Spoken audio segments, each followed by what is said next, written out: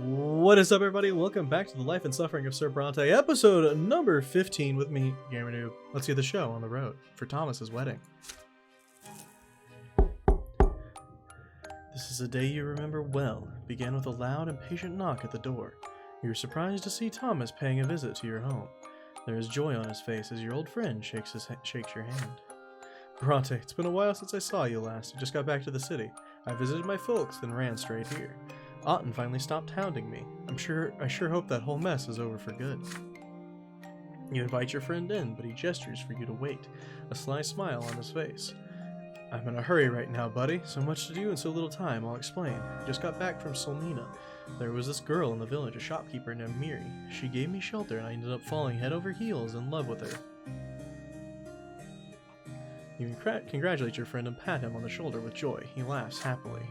My poor ma and pa, all their life they'd hoped I'd marry a noblewoman.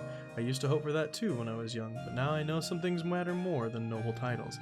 Miri's about to be my wife. You offer Thomas words of congratulation, but suddenly he grows serious.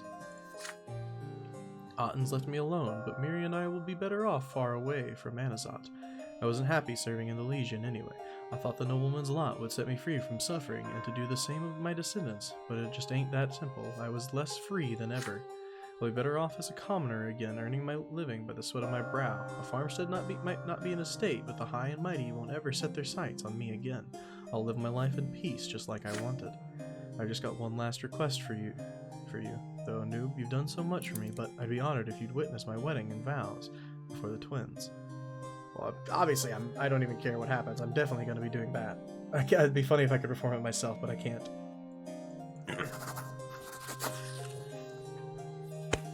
Your hand comes to rest on Thomas's shoulder. It would be an honor and privilege for you to witness at your friend's wedding. Thomas glows with pride. Wonderful, you've got no idea how much this means to me, Noob. I gotta go get ready. Several days later, you follow your childhood friend to a smallish temple nestled on the edge of the Brass District. He is wearing a plain white shirt. Needless luxuries are forbidden at the austere wedding ritual. You are both welcomed by the bride, a blonde-haired young woman, innocence and hospitality written across her trusting face. The bride's parents stand farther away, two aging villagers eyeing the streets of the big city with suspicion. Miri, meet Noob Brante, my best friend ever since we were lads. He'll bear witness to our oaths before the twins. The bride greets you with a humble bow. The three of you step inside the temple. You close the door behind you. Tradition demands no one else be allowed to attend the sacred wedding ritual. An amiable aged priest by the name of Ignatius Aventini meets you inside. Thomas and Miri kneel before the altar. O twins, elder and younger, behold these two as they kneel before you. They beseech you to join them in eternal wedlock. The candle flame dance and quiver. You hear a strange murmur in the temple. The darkness beneath the vault of the temple ceiling swirls in two colossal shades. Then bride and groom raise their eyes to them, awestruck. Thomas, dost thou swear thy loyalty to this divine union? I do. The bride assents to the same query. Your turn is next. You stand over the kneeling bride and groom and speak their names as the twins watch over you. Thomas Guerra and Miri of Solmina. One of the colossal shades leans over them, looming like a towering sword, while the other bursts in a beacon of blinding light that illuminates the temple from within. Thomas and Miri look at each other's eyes in amazement. From this moment forth, they are bound to one another by divine law, and divine love fills their hearts. In your sight of the twins, Thomas Guerra and Miri of Solmina are now man and wife, as Noob Brante bears witness. Stern, solemn. It is time to celebrate. A humble but happy feast is to be held in the bride's village. As day gives way to night, you and Thomas leave the revel to enjoy a moment of quiet repose on the front porch. Your old friend looks off into the distance, hopeful. Yeah, remember how we fought in that yard over our little brothers? Look how much has happened since then. Both of you laugh as you recall the beginning of your friendship. I'll treasure these memories forever. I will, and you can be sure that my firstborn son will be named Noob. Thomas chuckles, pondering. You and we grew up on the same street, but look how different we turned out. You have a say in other people's fates, Brante. Your name will surely be remembered, but me? I'm still a humble nobody, and you know what? I'm okay with that. I used to be so sure a man could never start over with a clean slate, but I guess I was wrong. I'll never forget you, Noob Brante, and I'll never forget everything you've done for me. A tear runs down your friend's cheek. For the last time, Thomas embraces you. Tomorrow he will leave Anazat forever. Will you ever meet again? Nobody knows. Good for Thomas. I'm glad he got married. Living the life he wants to live instead of the life he had to live.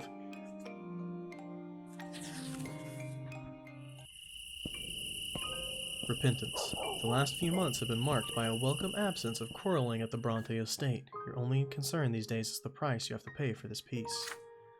Today you come home late, wrung dry after a day of work and worry. Everyone is sound asleep. You are making your way to your bedroom when you hear a suspicious noise coming from Father's study. It's too late for Father to be working. You go to the door of the study and try to tread softly and turn the knob. The room is brightly lit by the moon. You recognize your brother's clumsy silhouette above Father's desk in the moonlight. Nathan hears you come in and leaps to the side in fear. You see something glinting in his hand, Father's dagger. Oh, noob, it's you. Shush, I just took the dagger for a moment. Don't worry, I know holding a weapon is against my lot. I don't mean anyone any harm. It's for me, actually. I have to go to the twins. Your younger brother clumsily turns the dagger around, holding it in against his own body. You try to remain still. Nathan wants to take one of his own lives, but why? I'm not even sure how to say it, brother. I just can't find a place in this world. I'm always an outsider, always a waste of space. Isn't there some place for me in the twins' design? I can't stop thinking about it. I've been trying to understand them for so long. How am I supposed to live in their world? What's my place in their great plan? But I've only made things worse. I've meddled with the Markian sect, defied and rejected my lot, indulged in vice, but I found nothing there. The old faith, the new faith, Father Mark's heresy, they gave me all sorts of answers, but none of them worked. There's nothing else left for me now. I've got to go to see the twins and myself and ask them. I know I'm an affront to their plan just because I'm alive, but I'll repent, I'll pray for their forgiveness. The twins never forgive, you tell Nathan softly. They never have, and they never will. You will be judged in the hereafter for every false step you take. Your younger brother sighs heavily. I know, Mother taught us that all our lives, but still I have to try. There is no other way. One of my lives isn't too big of a price if it works. I can't find any use for them anyway. See you soon, brother. Hope I'll be different when I come back. A cloud passes over the moon. Father's study grows dark, illuminated only by the shining light of the distant pillar. Nathan's body contorts awkwardly. He raises the dagger, aiming it at his own heart. Don't stop him. Just go for it. If we could protect him. Or we could call for Mother. Mom's alive. What? Let's make use of Mom. Mom! Get in here. You confront Nathan with a question he was not considered. What would Mother say about this? Nathan stops, stunned, startled. His hand clutching the dagger is unmoving and limp, hanging in midair. Mother? You assure your younger brother that Mother will help him deal with this misfortune. You're going to call her right now. You keep your eyes trained on Nathan as you shout loudly for her. Your cry wakes up everyone in the house, but Mother is first to reach you. She's very worried. Twins almighty, Nathan, stop, please. Nathan is frozen in place. His fingers grip the dagger's hilt even tighter. Mother, I'm so sorry, Mother. I have to go there. I have to reach the twins just for a little while. I need them to hear me. Then call out to them from here. You don't need to be in the hereafter to be heard, my son. Remember, they are always watching. They see every moment of your life. All you need to do is pray to them, my son. The twins are always at your side, not only at the moment of death. Your life is their gift, and they watch every single choice you make. Remember how you felt their gaze when you were a little boy. You hear a dull ringing sound as steel clatters against the floor. Nathan has dropped the dagger. Yes, but why won't they tell me anything? Why is dying the only way I can be close to them? My dear son, you must not dare to demand anything from the twins themselves. All you can do is ask. All you're doing right now is demanding. Listen to me, give me the answers. You cannot do this. You must address them in prayer, an honest, humble prayer born from the truth in your heart. It's hard work, but if such is their will, one day they will respond, and then you will find peace. Mother opens her arms for Nathan. He sobs loudly. His knees buckle as nearly collapses into Mother's arms. It's a good thing your brother was at your side in this time of trouble. Twins bless you for this good deed, noob. Nathan stops wasting time in taverns with suspicious characters. He spends every day in ardent prayer. The family watches the Stark change their wayward son with great surprise. And then, one day Nathan shares a revelation with you. I spoke to them, brother. I was in deep, humble prayer, not even hoping for an answer, but then I felt them listening to me. Felt it with all my being. It's like I left the mortal realm and went up to them in the heavens, and I dared to address them. I begged the twins for forgiveness, and the elder, he reached out to me. He wanted to respond to me, I know he did, but the younger sword stopped us. It cut the bond between us, and it was like I fell back down from a great height. But I saw compassion in the elder's eyes, and as I fell, he followed me. He shall descend again. He shall witness our suffering and bring his mercy, and then the world will change at last.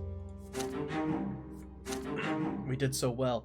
And look at us going up. We're nearly a master manipulator, and heck, we're nearly a great orator. Like, we're going great.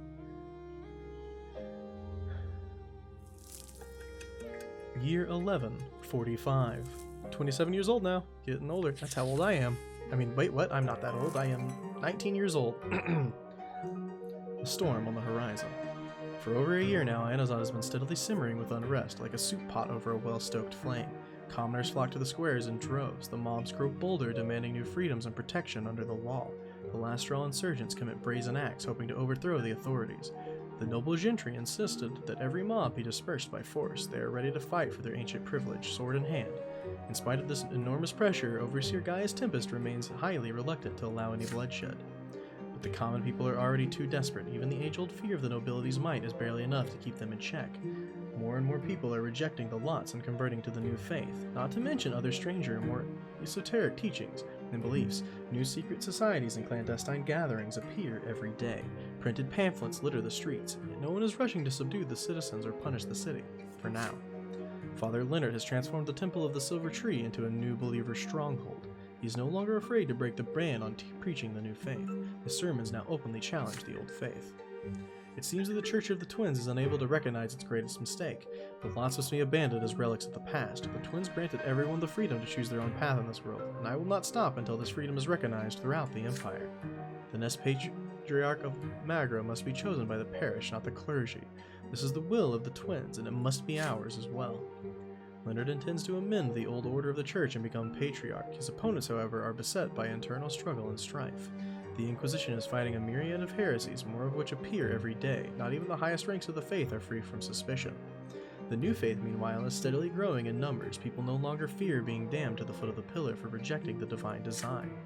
The streets are restless and dangerous. Minds and souls are beset by confusion. The authorities argue and bicker among themselves. Conspiracies plague the city. Time marches on and change is coming. It cannot be stopped. Can you find a way to guide it in the right direction? The weight of a new age now rests upon your shoulders. Church goes up to a schism.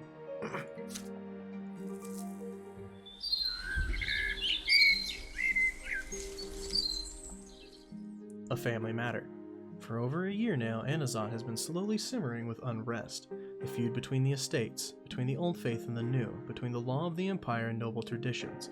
Tensions are at an all-time high, waiting for the slightest spark to catch fire and burn. Even your family's affairs have been affected by the growing unrest. It is during these troubled times that the future of your family will be decided. Father shakes you awake early in the morning. He is excited, clutching a letter bearing the imperial seal of the Tempest dynasty. Wake up, son. Come to the sitting room. A letter from the Overseer Gaius Tempest. He gingerly breaks the seal and unfolds the missive. To the Honorable Brante family, I, Gaius of the Tempest dynasty, Overseer of the province of Magra, have given due consideration to your petition to have your bloodline ennobled by the sword. You are expected in 1 week at Castle Aniri, and as all petitioners for the sword, where you shall hear my decision firsthand. After finishing the letter, Father turns to you. He looks fatigued. Well, son, it's time for us to be honest with each other about our family. What do you have to say about this? Where do we, the Brante, stand after so many years? What hopes do we have for the future of this family? The past 7 years have been marked by many life-changing events, the rare joys, the frequent fights, the arguments, the attempts at peace, the losses. Sometimes you have managed to change their minds, and sometimes you have not, but your decisions have made you realize that what matters most to you, the future of the Brante family, must be decided here and now. Well, we're not going to sever all ties with the family. That would be absolutely terrible. I mean, I wouldn't want to become members of the, probably not the entourage. Yeah, I don't think so. Our reputation would need to be really high. With the sword, not going to happen. Our reputation is really low, but we can preserve the family.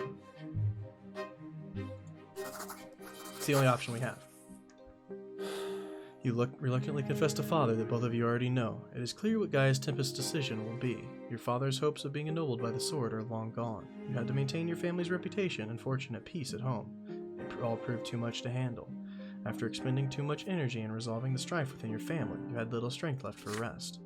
With a sigh, Father agrees. You're right, my son. We couldn't weather the storm that came upon us. Who could even hope for a hereditary title after that? I can only imagine how your grandfather must be raging in the hereafter. The Brante patriarch uneasily considers what will come next. But our family is still together, still whole. It pains me to think that there are so many losses that could have been prevented. I must confess, at one point I even feared that there might be nothing of us left, but we were still a family. Very well, we will abandon the pursuit of the nobility of our sword for our descendants and tend to the Brante family itself. Nathan peeks into the sitting room, his hair is tousled. Father? Noob? What happened? Nothing, Nathan. Life goes on, that's all. The wary father embraces his two sons. The last of the embers that were once the letter from Gaia's Tempest smolder away in the fireplace. It's almost too much to bear, but your family ties have been preserved. The Brante family will live on. Oh no, the dead dude's hostile towards us. But we're back to full power. I like being full power. I do. A sleepless night. Even late at night, the streets of Anazat echo with chatter. The city cannot sleep. You cannot sleep tonight either. Advisor El Faro sent you a surprising note a few hours ago. He is coming. You hear his slow, steady footsteps accompanied by the tapping of a cane. There is a knock at the door. Philippe enters the print shop. Sophia quietly follows him in. You exchange a nod. The print shop is crowded despite the late hour. Father Fouad, Alida, and other workers observe Philippe uneasily. Oliver is there too. He acknowledges the Baron with a polite nod.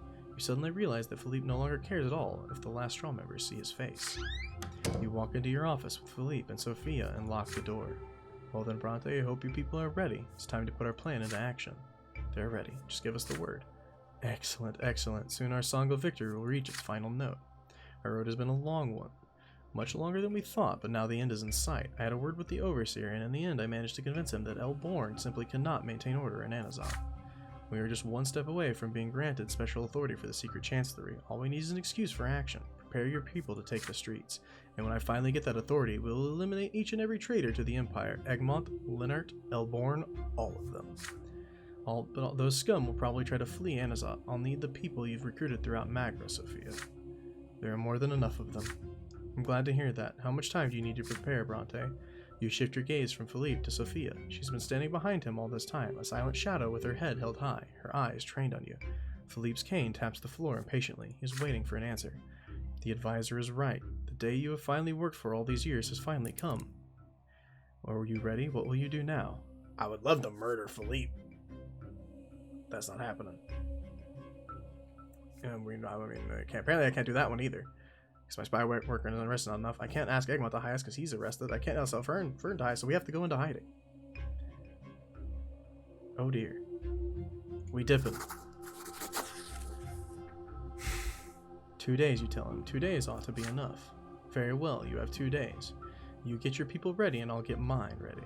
I need the names of every leader in your freak show as well as the streets they'll be marching on. Then finally, Sir El Faro leaves. As the door closes behind him, Sophia lights the pipe she's been stuffing with the tobacco since his arrival. Smoke billows out of her mouth, concealing her expression. Well then, noob, guess this is it. You sigh, you're tired. So very, very tired. You should probably get some sleep while you can. You'll see each other again tomorrow. It will all be over soon. You really think so? You just shrug. Fine, I'm dead on my feet too. See you tomorrow. She walks out the door, leaving the acrid smell of tobacco behind her. You just sit there for a while, your face buried in your hands. You're really tired. All these months and years squirming underneath an unbearable burden of taking their toll on you. You've done all you could. You could not go along with Philippe's plan anymore. You do not want to do this. You cannot do this. You will not do it. You walk around the print shop and gather each and every scrap of paper related to the last straw. The reports, the letters, the bills, and the many, many lists and notes. The names of agents and contacts, the addresses and hideouts, the passwords, the drop points. You get all the papers together and drench them in ink. No one will ever be able to read them now, and no one will ever be able to retrieve a single name. Not Philippe and not Sophia. Once you are done with the papers, you light 2 lanterns and put them on the windowsill. A signal to your people. They need to run, flee Anazat and hide. This is all you can do for them. Even at night, the city will not sleep. You make your way down crowded, noisy streets to a small, ramshackle house at the northern edge of town. It used to be a dyer shop, but the dyer does not live there anymore. He fled Magra long ago, like so many tradespeople who could not bear the burden of the double tax. The smell of paint is strong inside even now. It has driven away many of the refugees who fill the city. You will wait here for days, or perhaps weeks, until this is all over, or until you think of a better way out. You throw your bag against the wall and collapse onto a dirty old mattress. The straw inside is cold and damp. The city around you will not sleep, and neither will you. I would have liked to be able to murder Philippe, but we could not. So, oh well. What will come of our decision? Masks off. It's been 2 days since you last saw Philippe. 2 days since that terrible, dreadful night. You have managed to buy yourself a moment of respite. What should you do next? Philippe will never forget your betrayal. There can be no doubt about that. His men are surely looking for you already. They will find you in this place in a matter of days. It is time to act or run for your life. What will you do? We have to flee, apparently. We're gonna die, I guess. Dang it. You have to flee the shelter. There is nowhere to go. Hiding your face, you make your way toward the city gates, keeping to narrow streets and deserted alleys. Your heart pounds in your chest. You jump at every rustle, every shadow. You finally see the archway of Anazat's northern gate. You breathe a quiet sigh of relief. Your footsteps grow steadier and steadier. Each step brings you closer to escaping the giant cage that is Anazat. The shining pillar guides you like a beacon on the horizon. You hear a familiar voice behind you. Going somewhere, Brante? You do not even bother to look back. You break into a run, but several figures appear out of nowhere and cut you off. Darkness covers your eyes as a burlap sack is placed over your head. A blow. The world fades around you. Many hours, days have passed. You do not know. For a long while, darkness is all you see.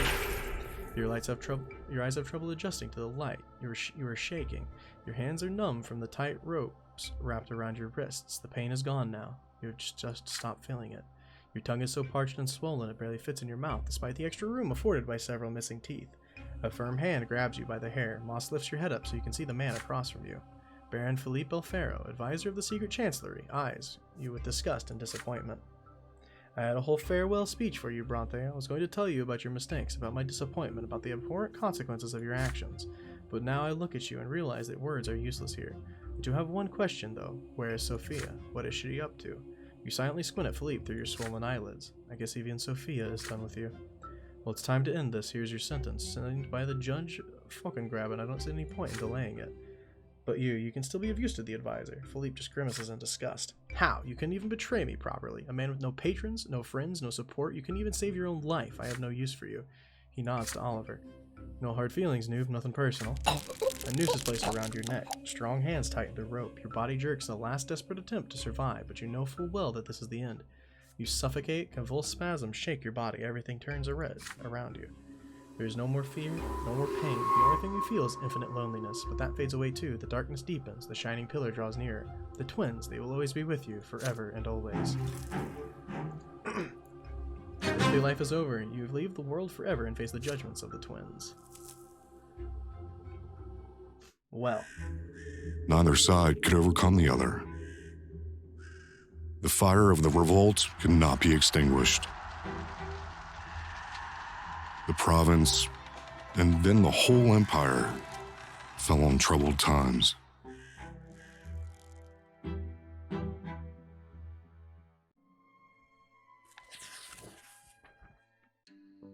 Outcome of the revolt. For years after your death, Anazat continued to simmer like a cookpot over a slow flame. The powerlessness of the simple folk, unable to change the old order, gradually gave way to rage. Finally, this anger became stronger than their age-old submission to the higher estate and their fear of divine retribution. This rage was the spark that lit the fire of the revolt. The rebels took up arms and seized the city for themselves, led from the shadows by the last straw. When the moment of truth came, there was no soul in Anazat strong-willed enough to spearhead the raging revolt. The opposing factions soon reached a stalemate in which neither side could prevail completely. Anazat refused to surrender, but after a prolonged siege, Gaius Tempe finally broke the city's defenses, and the Legion entered the rebellious city of Anazat. The insurgents fled, the mob disappeared from the squares and streets, the leaders of the revolt were hanged. But the city's capture made even more trouble for the overseer. The unrest was beaten down, but not suppressed completely. New riots followed one by one as the common folk, the new faith priests, and many nobles of the mantle continued to wage a desperate struggle against the old authorities. Gaius Tempest responded to the seething rebellion with more executions and threats, but dissent continued to grow. As the unrest in the city smoldered, the rest of the empire eventually caught wind of the Anazat revolt. Nearby Magran towns and villages saw their first riots soon after. Chaos began to spread across the empire.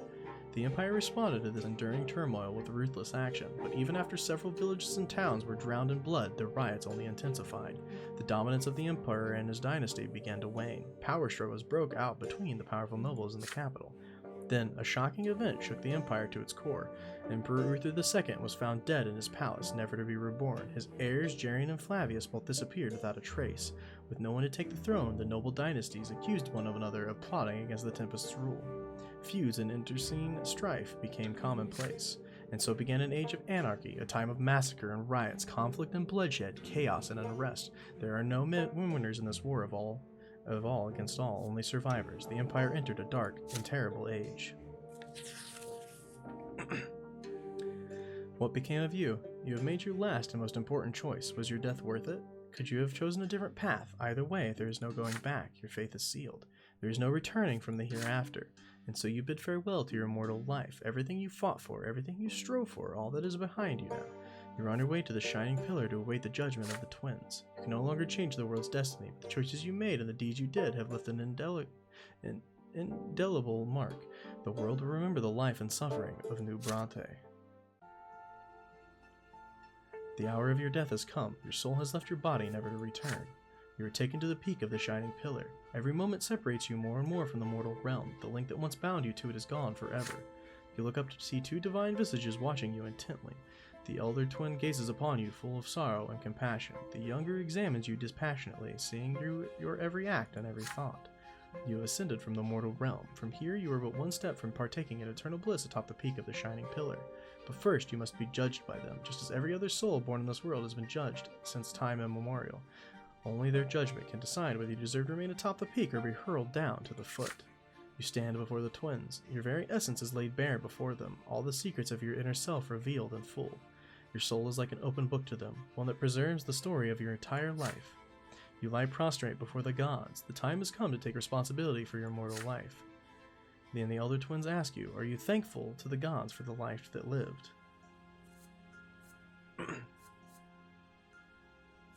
I'm calm. I'm going to be calm. They hear your answer. Compassion and remorse fill the immeasurable deep eyes of the elder twin. He turns to his divine brother, whose gaze with an expression of stern remorse. The elder twin asks you once more, what was your life to you?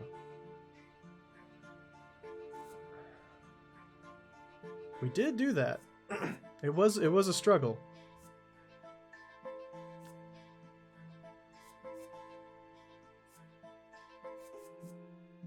I mean, I really was. I changed a lot of other people. I helped my family, even though I kept my family together. I made the sister have a better quote-unquote life. My friend got married. My brother's not dead. My brother's life dedicated to the gods. Sophia's disappeared. They couldn't find her. Like, I think I was emphatic. The elder twin bows his head warily, considering your response, but the stern visions of the younger already looms above you. Human by the name of Brante, what did you live for? A cause. The younger gaze lingers on your bare, defenseless soul. The divine figures continues its stern interrogation. What did you leave behind?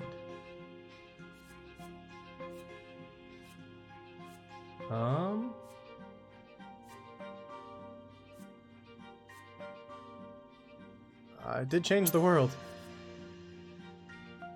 The younger twin now moves towards you with clear intent, poised to render his judgment, but the elder twin restrains his brother with a gesture. A divine voice fills your head again. Did your life make the world we made better and more perfect?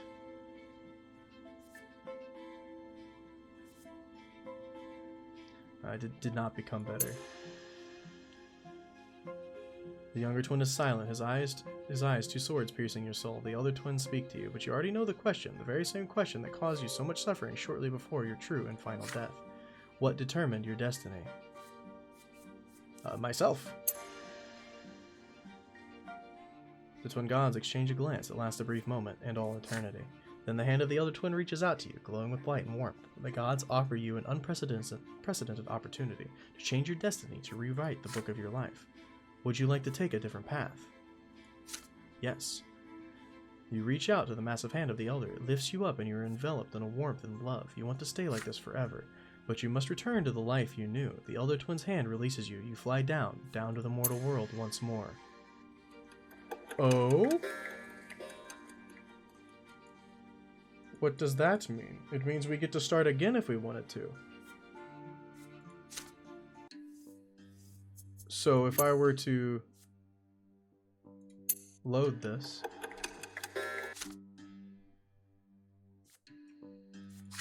Ah, okay, so I see.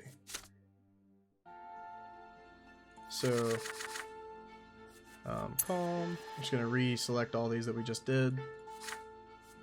Empathy. Cause. Doctrine. It did not become better.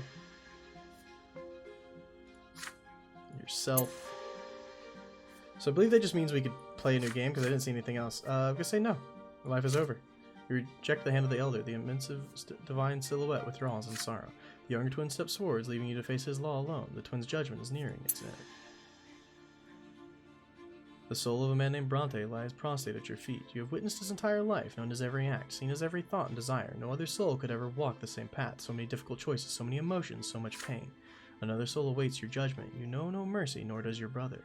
Every mortal must walk the path chosen for him to the very end. Those who abide by the precepts set forth by you and your brother shall return to you and become a part of you. Those who reject you shall know the eternal suffering of oblivion. Does the man named New Brante belong? You know what? He lived his own life. You gingerly grasp the fragile soul, lift it up, and turn to face your elder brother. You lift your sword. The brother stands with his arms akimbo, ready for the blow. The blade slices through his chest. The blinding light gushes from the gash. You bring the minuscule soul to your brother's chest and dissolve it in the streams of shimmering luminescence. A tiny fragment of your shared creation is rejoined to the whole. The man named Brante is no more. There is only the eternal fount by which he now abides. Oh my. What an interesting life. And this is all the years that we went through. All the things that happened. Not the ending that I wanted, mind you.